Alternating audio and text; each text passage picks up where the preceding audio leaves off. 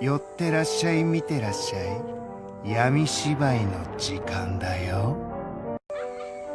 Olá, samurais e geishas do meu canal do YouTube, beleza? Como vocês estão? Vocês estão de boa? Vocês estão tranquilo? Então tá tudo bem. Primeiro recado rápido, recado básico. Segue lá no Insta, eu faço votação para ver qual vídeo vocês querem e infelizmente não tá tendo votação porque, como vocês sabem, eu tô fazendo essa série aí que eu acabei de mostrar. E segundo recado, para você entender esse vídeo 100%, você vai precisar ver os outros vídeos aqui no card. A Guerra do Ópio e a Guerra Franco-Chinesa. E alguns outros vídeos eu vou deixar aqui no card, obviamente, também. E lembrando que eu só vou explicar da Guerra Sino-Japonesa.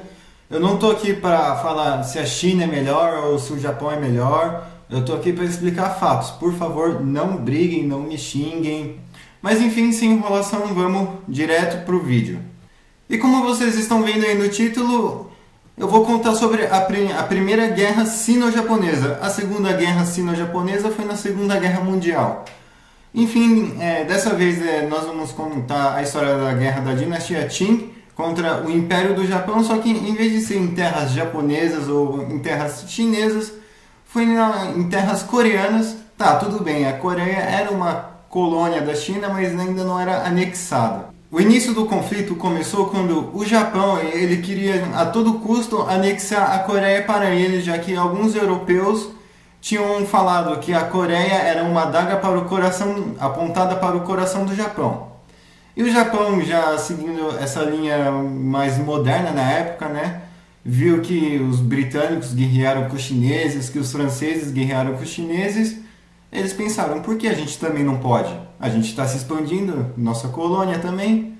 E no dia 27 de fevereiro de 1876, o Japão simplesmente chega na Coreia e impõe um tratado, o Tratado de Ganhwa, que faz a Coreia abrir comércios para o Japão e dá alguns recursos naturais para ele. Tipo, eu tô aqui, você vai me dar uns recursos naturais porque eu quero e eu que mando. Já que o Japão naquele tempo estava se industrializando já, então ele precisava de recurso natural o quanto antes. Em troca ele reconhecia que a Coreia era independente da China, que não precisava mais da China para nada. Essa opinião ficou dividida entre os coreanos que eram pró-Japão, e assim, não, opa, ele está dando a nossa liberdade aqui e tal. Enquanto os pró-dinastia Qing, pró-China, né, assim, não, mas espera, a gente segue o Império Qing, a dinastia Qing, então eles nos dão o que comer e é isso. E isso começou a ficar influente demais, que começou a chamar a atenção do Palácio da China, lá na Cidade Proibida.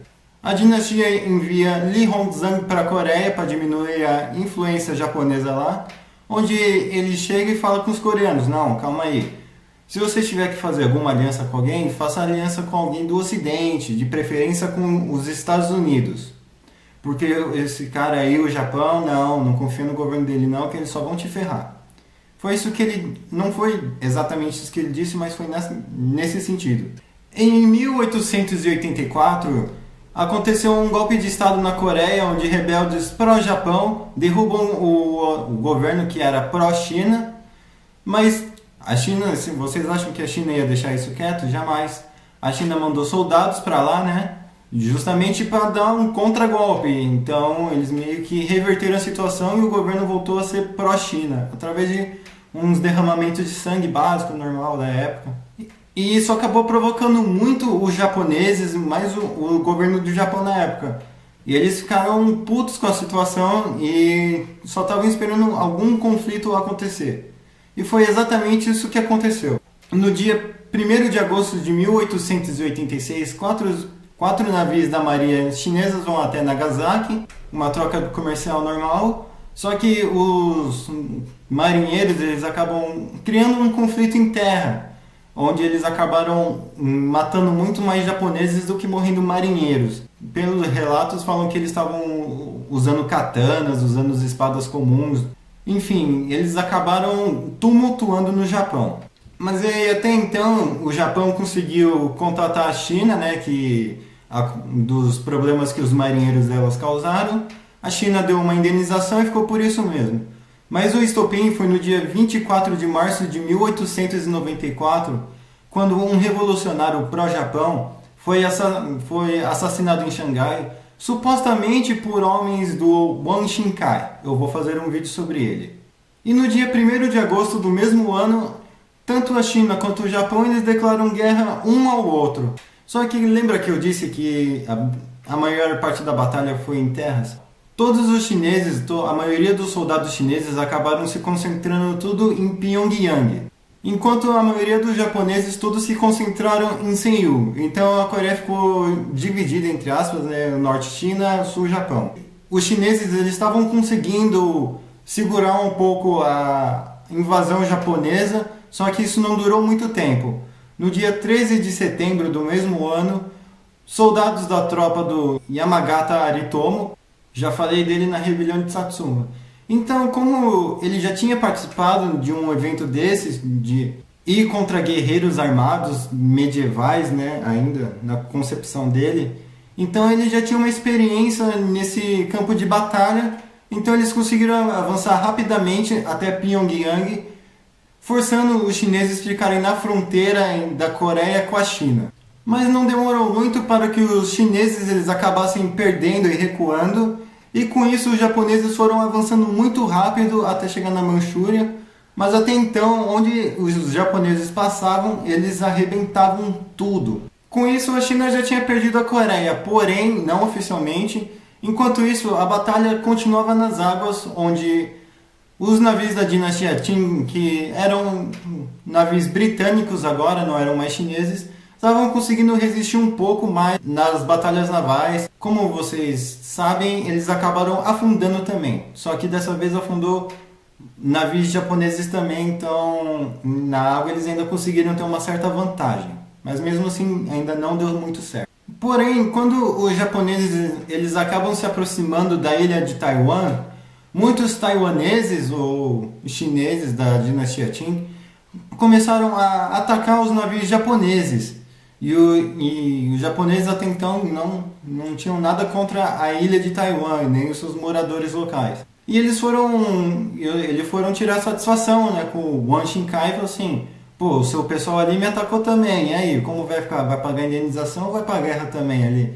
Só que ele mesmo alegou que ele não tinha responsabilidade daquele lugar, que eram grupos bárbaros que tinham atacado ele, que ele não tem nada a ver, que não é pra guerrear com ele, que ele tá tranquilo enquanto isso. Lógico que eles vão tentar defender Taiwan. E no dia 23 de março de 1895, os japoneses tomam Taiwan. Porém, o Yuan Shinkai, ele diz que, opa, pera aí, Taiwan, vamos deixar Taiwan livre aí, porque Taiwan não é nosso, apesar que sim, era da dinastia Qing, Taiwan. Ou vamos deixar Taiwan livre, vamos deixar eles virar uma república comum, relaxa aí. Mas isso não foi de acordo, tanto é que os japoneses ficaram lá, ocupando Taiwan até 1945, mas eu vou explicando mais pra frente. E com a derrota dos chineses, tanto em água quanto em terra, eles acabam pedindo para solicitar algumas negociações para dar um cessar-fogo e terminar a guerra e falar assim, beleza, a gente tomou um pau, a gente perdeu, vamos ficar na manha aí. Eles estavam tentando, só que o Japão estava recusando todos os diplomatas, até que eles resolveram chamar Li Hongzong, mas como esse cara ele era um diplomata e ele estava lá a negócios no Japão, quando ele desceu do barco, um civil japonês acabou espancando ele. Isso fez com que o governo do Japão pedisse desculpas, falou que aquele cara era uma vergonha para o Japão e que eles também vão... A gente facilita as negociações para você. E no dia 17 de abril de 1895, com o assinado do Tratado de Shimonoseki, acaba a guerra e a China é considerada uma perdedora da guerra. E nesse tratado eles diziam que a ilha de Taiwan era deles por indenização, a Coreia tinha o direito de declarar sua independência da dinastia Qing e que portos para negociadores japoneses tinham que estar abertos na China. Agora vocês me perguntam, o porquê que a China perdeu do Japão, uma dinastia tão grande, levar um caça do Japão? Calma aí, se você é japonês e está vendo esse vídeo, relaxa que eu não estou contra o Japão, não estou contra a China, eu só estou explicando aqui. Durante o mandato da Imperatriz, em vez dela usar o dinheiro que ela recebia para modernizar os soldados, modernizar armas, navios, enfim, todo o poder bélico, ela simplesmente estava construindo um palácio para ela passar o verão dela no palácio. Olha só. Depois ela perde o poder da dinastia e não sabe o porquê, né? E nós podemos dizer que esse foi o início do declínio da dinastia Qin. Uma corrupção da imperatriz que se preocupou mais com ela do que com o próprio exército.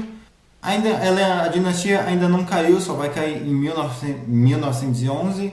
Pretendo fazer um vídeo, só que mais pra frente, o próximo vídeo é a rebelião dos Boxers. E valendo a pena lembrar novamente que eu não estou aqui para explicar se o Japão é melhor, se a China é melhor. Se vocês quiserem comentar civilizadamente, tudo bem, mas por favor não me xinguem, não ataquem pedras um no outro. Se você é descendente ou se você é japonês ou chinês, eu só estou aqui para explicar o que aconteceu durante o período da dinastia. Por favor, não venham você passou pano para coreano, passou pano para chinês, passou pano para japonês. Eu só estou aqui explicando o que ocorreu. Mas enfim, deixando esse clima chato de lado, espero que vocês tenham gostado. Vejam os vídeos aqui do card, eu vou deixar da rebelião de Satsuma para vocês verem que foi Yamagata Aritomo. E segue lá no Insta, eu faço votação, eu interajo sempre com vocês. Falou e fui!